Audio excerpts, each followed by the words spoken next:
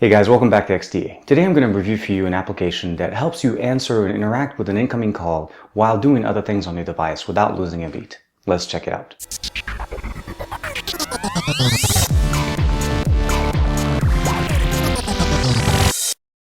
So first thing we want to do is download and install the application. Go to the actual Google Play Store. I'll give you guys a link below. Look for HandyCall from Lucky Coin. Install it and turn it on. Once you have it installed, you need to check the box to make sure that you're able to actually interact with the device and make sure that it does answer the calls when the calls do come in. The other thing they give you here is an ability to see a little bit of a preview what the actual receive caller messaging kind of looks like. You have the ability of seeing who the person is. It doesn't give you the actual full number, but it just gives you the picture and a name. The premium version will show numbers. The ability to decline, answer the call, changing the sound mode on your device in case the dialer is dialing. You also have the ability, I think, is once you touch it, it disables the sound for the actual call. Full screen takes you back to your normal dialer. The covering the eye kind of just makes it almost invisible with this little grid button that you're able to interact with. The other thing you have ability is once you touch it, it goes back.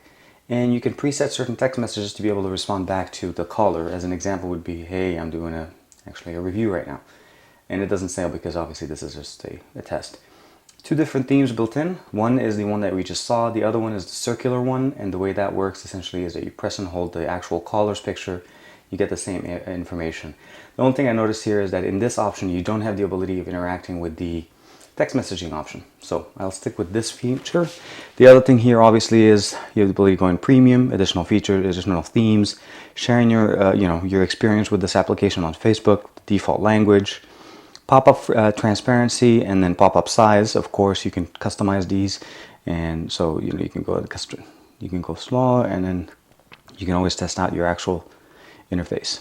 That's the beauty of it. You don't necessarily have to keep calling yourself to be able to test it out. So we're going to stick to what we had before. Other options we have at the end here is home screen. This is basically that if you're on your home screen, it directly takes you back to the normal default caller, because this is intended to interact with whenever you're doing things on your phone and you get a call and it automatically takes over your entire screen.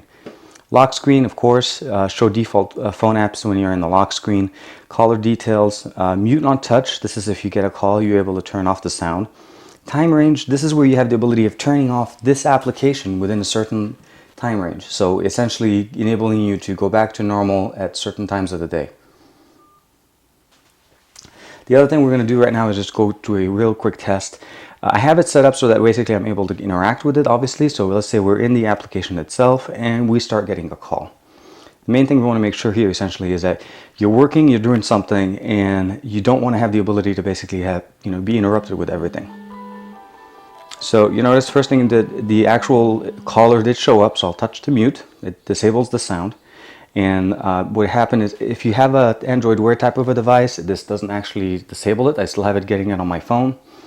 I'm able to interact, go here. Sorry buddy, I'm doing a review. SMS sent, and I will receive an SMS on my other phone just to let me know that this thing actually went through. And then overall, very, very nice. It did actually send me directly into voicemail as well because of the SMS, and I did receive the SMS on the other phone.